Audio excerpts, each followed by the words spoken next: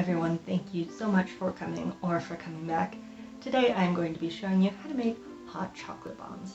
Hot chocolate bombs became really popular this year, and for a good reason. They are such a cute way to make yourself a fancy little cup of hot chocolate with a little bit of a show element to them. So all the ingredients and the measurements are listed down below, and we can start baking. So the first thing you're going to need to make hot chocolate bombs is of course some chocolate. You will need Cooperage chocolate. It has these special qualities that make sure that it will set up nice and firm and not melt before you get your hot chocolate bomb into your hot chocolate.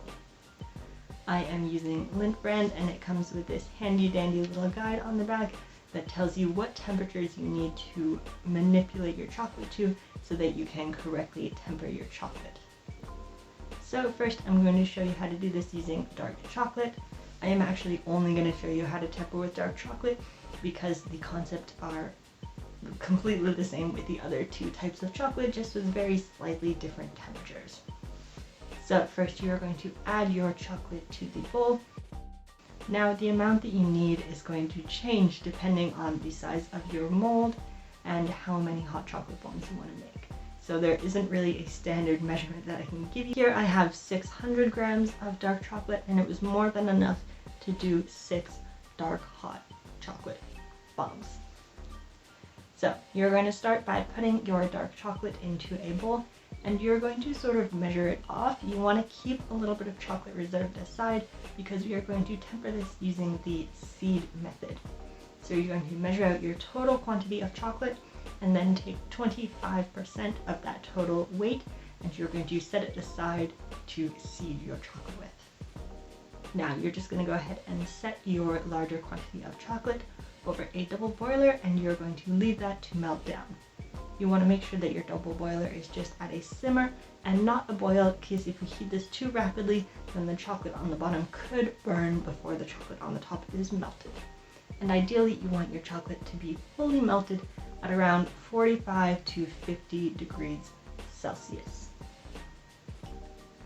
Once your chocolate is fully melted and around this temperature, you're going to go ahead and take it off the heat. At this point I also like to wipe off the bottom of my bowl just to make sure I don't get any stray water droplets, because water is sort of the enemy of chocolate. Now what you're going to do is you're going to go ahead and add back your seed chocolate, save for 1 or 2 little pieces that I like to keep aside as a sort of just in case sort of precaution. Now what you're going to do is you're going to use the solid chocolate that you've put in your melted chocolate, as well as a variety of sort of stirring and agitation methods. You just want to bring your chocolate down to 31 to 32 degrees Celsius. So this will take a different amount of time depending on a whole lot of things: the temperature of your room and the temperature that you got your chocolate to and how you stir. So it should take anywhere from 5 to about 15 minutes to bring your chocolate down to 31 degrees.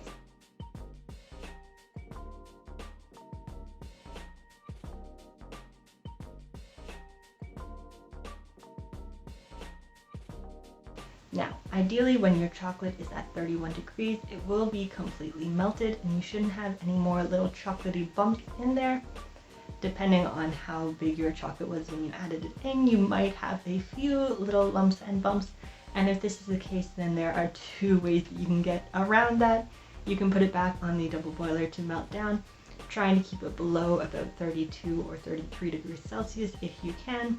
But the other option is to just go ahead and scoop out those lumps, which is much easier, especially if they are just 1 or 2 bigger pieces of unmelted chocolate. Now, if you aren't completely confident in your chocolate tempering skills, then you'll want to go ahead and do a quick little temper test, which you can do by just taking some of the chocolate, putting it on a knife, and putting it in the fridge for only 1 or 2 minutes. When you take it out, it should be fully set. It should have a nice little sheen, and you should be able to sort of scrape it up with your nail, and it should form a sort of chocolate curl instead of just smushing up. And that's how you should know that your chocolate is fully tempered. Now that our chocolate is ready to go, we can start making our hot chocolate bombs. So of course you will need a hot chocolate bomb mold. Any sort of semicircle mold here works. Ideally it will be silicone and nice and flexible, I have had this mold for quite a few years. I'm not quite sure where it came from, so I don't think I can help you out there. But it is a nice, flexible silicone mold that we are going to use to make our hot chocolate bombs.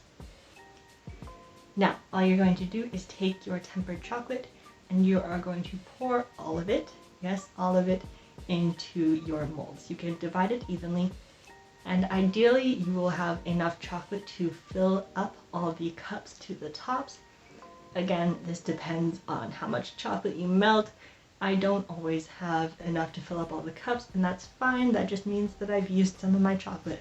And all you're going to do to fix that is sort of take a spatula or a spoon and just push up the chocolate so that it reaches the edge of the mold.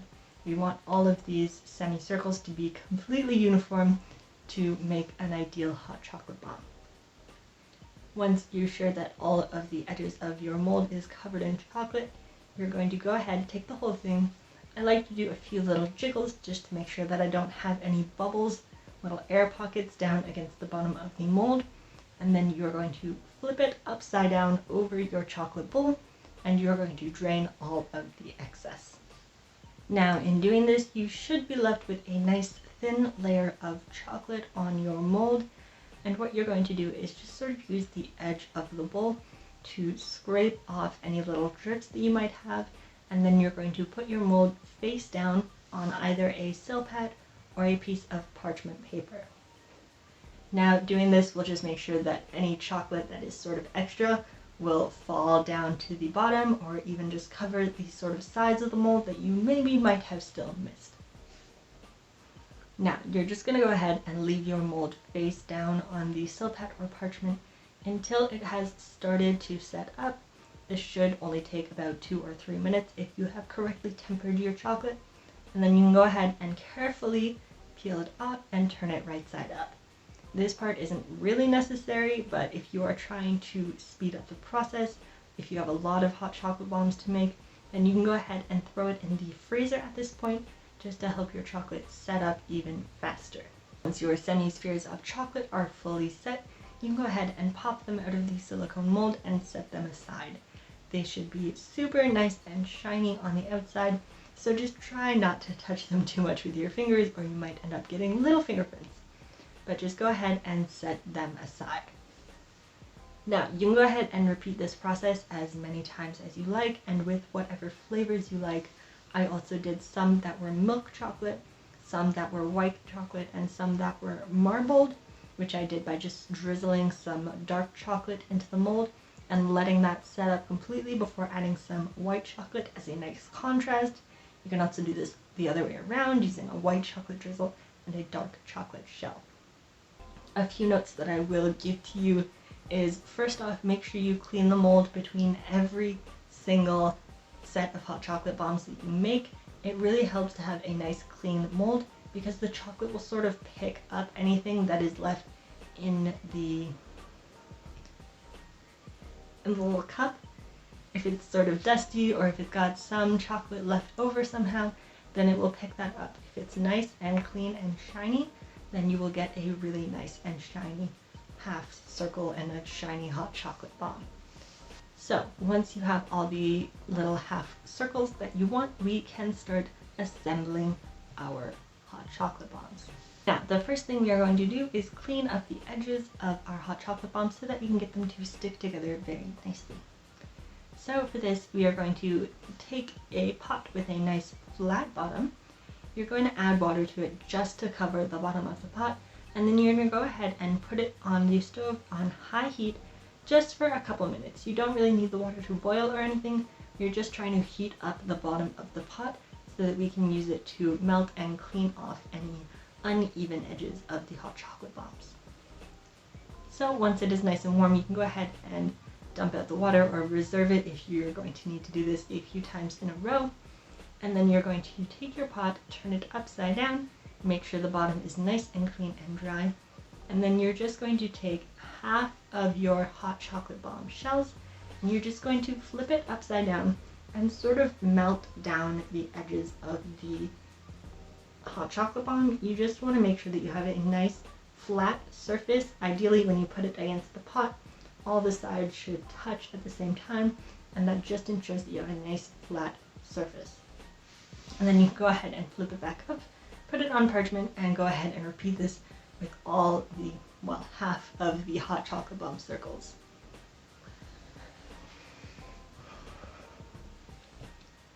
Now, if your pot cools down in this process because you are doing a lot or because you are working slowly, then all you're going to do is wipe the chocolate off the bottom, put water in it again, and heat it up once more, and then you can keep on melting down your halves. Now, once they are all melted down, we are going to fill the halves that we have cleaned up and not the halves that are not cleaned. We need to still do that, but just not right this second. So we are going to fill these up, and at this point you can really be creative if you like. In all of my hot chocolate bombs, I like to put a nice scoopful of hot chocolate powder. This is about a 2 tablespoon sized scoop, as well as a nice little handful of mini marshmallows.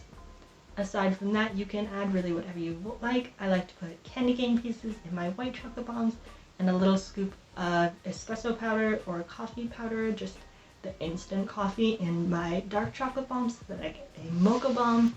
But I've seen people do a whole lot of stuff. You can add like caramel or candy bar pieces or even just sprinkles, or it's really up to you. Go ahead and go crazy with your cute little hot chocolate bombs.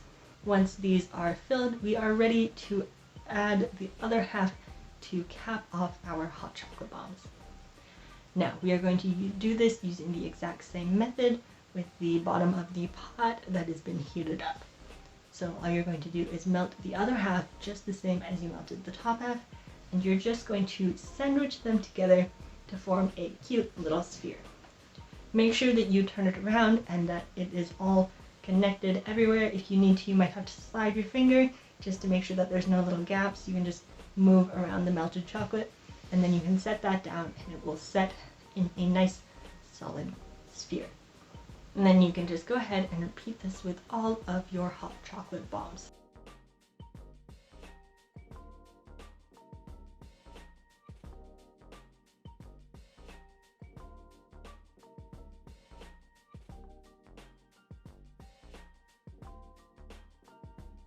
I did have one casualty in the process, but I was able to fix it by just popping it back into the hot chocolate mold and adding a little bit of melted chocolate and throwing it in the freezer for a few minutes, and it patched up pretty nicely. So once you have finished attaching all of your hot chocolate bombs, they are almost ready to go. They are nice little semi-spheres now. They are so cute, and if you are happy with the decoration at this point, then you can go ahead and sell them or use them or package them just like this, which I did with my marbled ones because these are plenty decorative for me. So I went ahead and set those aside, but for my others I wanted to add just a little bit of an extra step. So all I did for my candy cane ones was add a little bit of melted white chocolate on top, as well as a little sprinkle of candy cane. For my milk chocolate bombs, I added a little melted milk chocolate on top, as well as a cute little pearly sprinkles.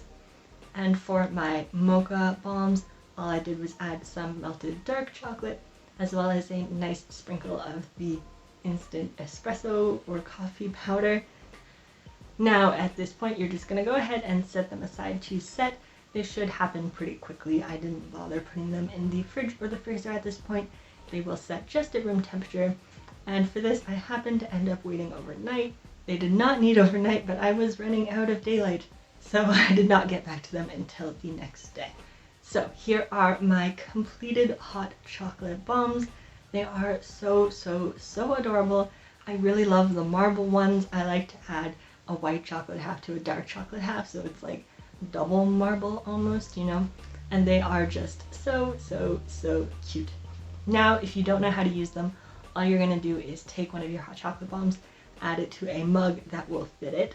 I know the ones that I have are just a little big, so you can't really use a small mug. You need to have a nice wide-mouthed mug, but that is not a problem.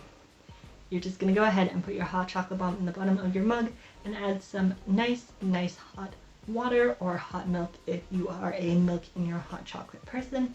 And you're just going to wait, and your hot chocolate bomb should melt open within a few seconds.